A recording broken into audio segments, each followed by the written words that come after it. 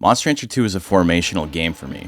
Probably the formational game. I had never played anything like it at the time, and it opened my mind to what video games could be and accomplish. Things didn't need to be a linear go level to level experience, and while very obviously Monster Rancher was not the first sim game to exist, I was like 10 years old, man. You gotta give me a break. This shit was new. Like, if you want to compare it to Simcopter or something, I think we got a clear winner here. I'm clearly not being disingenuous by bringing up Simcopter of all sim games. Unlocking new monsters was this arcane process, and the first time getting to a new rank to check out who the opponents were was always exciting. I remember barely beating rank B for the first time and being just so excited, because it meant I could finally check out what was waiting for me in rank S. Just skip rank A altogether. I'd seen the whale and the duck before, and this lady. I didn't need any more of that. Give me the big boys. Even if I didn't stand a chance, I was just happy to be able to see what the game had to offer in terms of new monsters and attacks. And the Major 4 was more of the same, with the gravitas cranked all the way up to 10 thanks to this little animation. And all of those elements I want to explore, just like you would explore on a new date. The tournaments were full of rare and powerful monsters, but one stood out. I had never seen it before anywhere else in the game, and I didn't even know it had existed previously. And if I'm being real, this icon didn't help at all. This is like the worst monster icon in the game. What is this supposed to be? I get it, but it's still bad. Seeing this monster for the first time was a formational memory in an already formational game, and I remember sitting on the couch with my friend with the blue Kato we had raised, facing down certain death and thinking, I'm gonna be playing this game forever.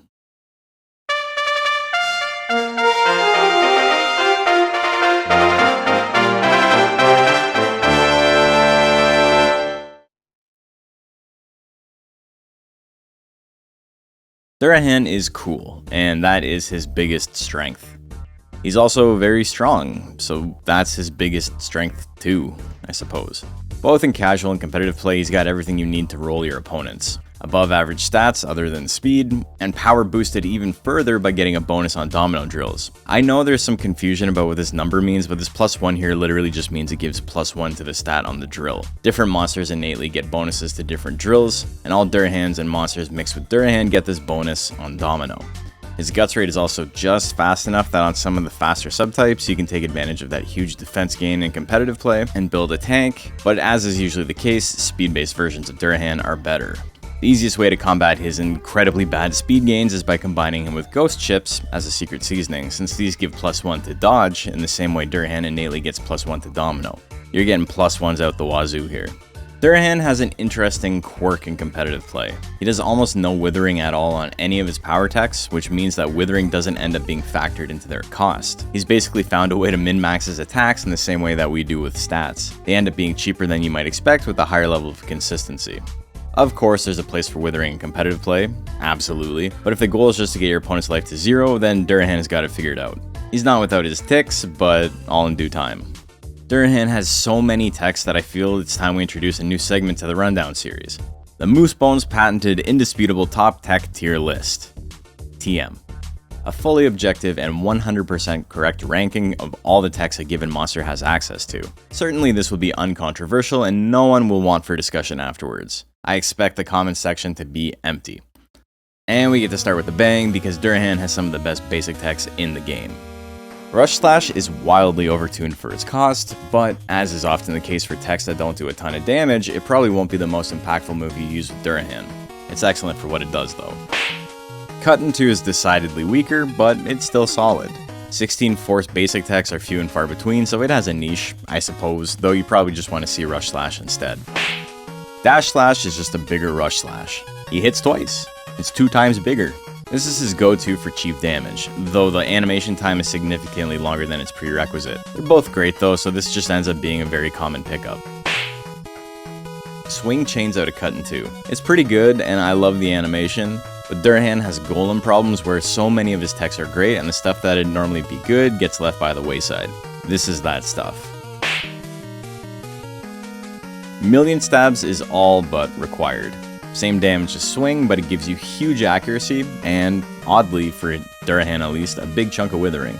It's way more expensive, but million stabs is great and almost always worth its cost, and exists alongside Centaur's triple stabs as one of the most powerful and archetype-defining hit techs in the game. This gets an S for stabs. Rolling Slash is Durahan doing his best Zilla impression. This tech has the potential to do a ton of damage on a crit, and it's an unbelievably powerful way to start a match if this is how it goes down, but on a miss, or even landing without a crit, the animation time sets Durahan way back and the damage itself isn't actually enough to make up for this. Cool, but very risky.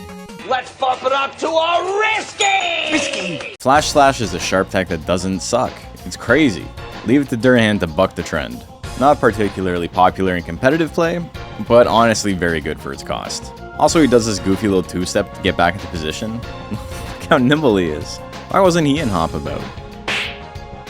Jumping Stab. Bad. It's not good, man. It's just another case of the game really overvaluing sharpness. They got it right with Flash Slash. I don't know why they couldn't get it right with this one as well. It's fine, it doesn't matter. None of this matters. It's still one of the best sharp techs in the game, but that's just simply not enough to hang with the rest of Durahan's war crimes. Punch Combo is an expensive special tech that does a bit of everything. It's by no means a bad tech, it's just got issues where it can tend to underperform if used at the wrong times. Similar, but not as bad, is like Arrowhead's Acrobatics or Beaklon's Horn Smash. I get why it costs as much as it does, it makes sense, but it never feels like it's worth it, even though it is on paper. Though, that said, it's hard to count for the intangible aura gain Durahan gets by dropping the gloves and just going ape shit on the opponent. This goes in ape tier. Triple Slash trades a ton of accuracy for a bit more force and sharpness over Punch Combo. It gives itself its own use case by differentiating like this, but the use case tends to end up just being, I want to see the Triple Slash animation. Deathbringer is the most all-in tech in the game. Durahan explodes himself a little bit in exchange for being able to harness the most fucked up death final proxy possible. Like, it's a recoil tech that does the self-damage before the tech even fires. You're always going to hurt yourself using this tech, hit or miss. In exchange, you get literally the third strongest tech in the entire game behind Golem's Cyclone and Raki's Explosion, plus a ton of Withering. If this hits, you've probably won, and if it missed, you've probably lost.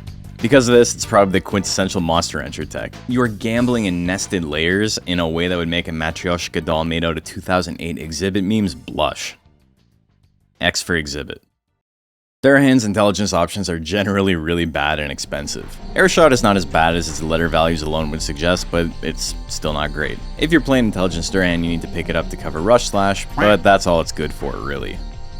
Blast Shot takes Punch Combo's numbers and makes it the same, but bad. If Punch Combo seems lackluster, imagine having a good shot to open the match with the worst version of it. This tech is called like Wind God's Sword or something in Japanese, which unironically does a lot to cover up how butt it is.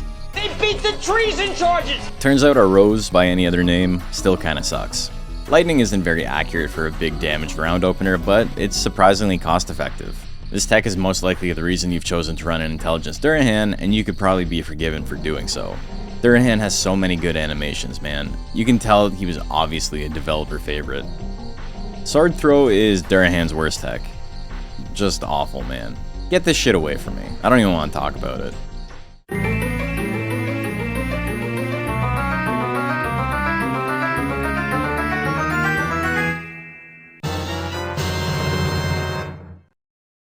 We just blew through a lot of techs, but these are just the normal ones. Durahan has a whole contingent of techs just for sickos. Charge is super cheap and accurate. It's actually wild because this tech is, again, unbelievably strong for its cost and almost all monsters would love to have it. But it's in the same slot as Rush Slash and Dash Slash, and in a scenario like this you start to notice the diminishing returns of high accuracy. While it's numerically way stronger than the other two, it's just not doing enough damage to make the impact it should be. It's impossible to discount the numbers on it though, and thankfully we have an objective ranking now to take the guesswork out of it. It goes here. So what makes that tech weird? Well, the Pixie, Joker, and Shogun subbreeds can't actually learn it. Instead, they're given access to Gust Slash, which is easily the best intelligence tech Durahan has, and these are the only 3 breeds that can learn it. Loveless is a cheater. IMA testing standards are very low. It's got huge accuracy and good damage on a quick animation and a cheap cost. One of the only times opening a round on frame 1 with low damage hit techs is not a bad idea. If you were to compare Gust Slash to Charge, you can see they're very numerically similar. So while you're trading out the ability to get one tech for another, it's mostly, flavor and theming more than anything else. Twister Slash sees Durahan turn into a Beyblade. Undeniably super cheap for big damage, it may not be accurate, but it's a good proxy for Golem's Uppercut. You're swinging this because you like to gamble, and you're fine if it misses. But the Dragon, Tiger, Kokushi Muso, and Ruby Knight subbreeds cannot learn this one. Instead, they're given kick combo. It's the same cost, it just trades a tiny bit of damage for reliability. It can crowd slot too, in your million stabs, but it's a cost-effective option to put a bit more damage on the table if you're too risk-averse to run Twister Slash. Oh, and Ruby Knight also can't learn this one either. Instead, it gets V-Slash, which is literally just better kick combo. 2 more guts for more hit percent and withering, and way more sharpness. Though you still have to decide if it's worth maybe covering up million stabs. Thunderbolt is a heavy power tech that chains from an intelligence tech. This is such a weird requirement and basically makes it a non-starter unless you're playing in a format that empowers mixed attacker builds, or casually. You never, ever want to swing lightning if you're not invested in intelligence, obviously, and the only way to cover it up is with rolling slash. Thunderbolt does do a grip of damage for really cheap, but what's most peculiar is that despite its awkward tech chain, and its relative difficulty of using, and the fact you gotta pick up even like worse techs just to facilitate the build, it's fundamentally identical to Durahan's final tech, which makes it categorically useless outside of a rule of cool. Slash combo is the most absurd tech in Durahan's kit, and arguably the sole reason he's an inalienable top tier in Monster Rancher 2. 60 force for 35 guts is unbelievable opportunity cost, and while minus 15 hit doesn't seem appealing, it's easy to stomach when you consider how fast the tech is on a miss. Boom, you're back in the action. Very few game-ending techs get to benefit from allowing the user to get back into the game immediately on a miss, and here we can draw a second parallel to Centaur with his tech Death Thrust. Monstrously big damage with a quick swing that essentially guarantees a win on hit, and doesn't count Durahan out on a miss at all. In the last video, we talked about how important Diving Press was to Baku, and Slash Combo is that without the recoil, and on a monster with a better guts rate. Someone really liked Durahan on the dev team. Paired with million stabs and the basics, I guess, Durahan has like no matchups and builds he's particularly weak against, and in almost all of them, he has the advantage. This is normally where I do a breakdown of all the different Durahan builds, but like this is the Durahan build. You get slash combo, you get million stabs, you get dash slash, and then after that it's dealer's choice, man. Because of how wonky getting certain techs can be and with so much stuff locked behind specific breeds, you have a lot of options here depending on how you want to build your little guy. But generally, and unsurprisingly, the best Durahan is Metal Glory, the Metalner sub.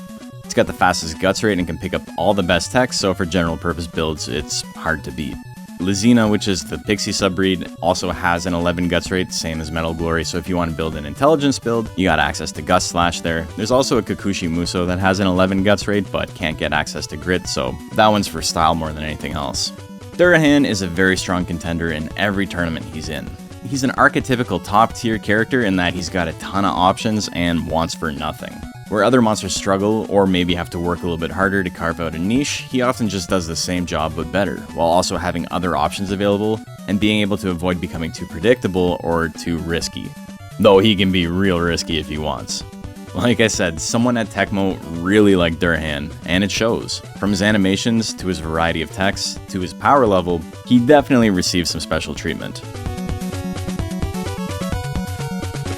Hey guys, thanks for watching this. I love Durahan, man. I cannot express how crazy it was to see him the first time I played the game casually. Like, you don't fight any Durahans up until that point. You can maybe get the old Sheath early, but I didn't know it existed. But yeah, anyway, hope you enjoyed. Thank you to the Patreons and the YouTube members who helped make this stuff possible. And of course, thank you to everyone for watching. And right now we're in the midst of the DXBL4, so if you want to check out some tournaments every Monday, at twitch.tv/moosebones, and right here on this channel I go live and we play a little Monster Rancher. So hopefully I'll see you on the next one.